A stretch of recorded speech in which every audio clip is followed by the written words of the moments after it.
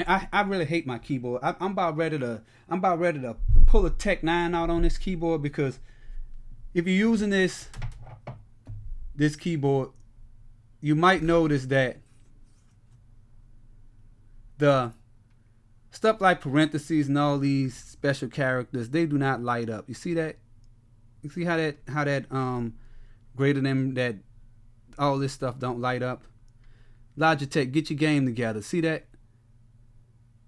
So if you programming, I do not advise the Logitech G915, because you'll be pissed off when you're trying to type and then you can't see you can't see symbols like this. You can't see this and all this good stuff. I want to see my question mark.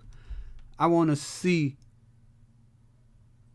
these. I want to see my stars and ampersands, whatever it's called. I want to see all that stuff. So Logitech, instead of overpricing stuff, fix stuff.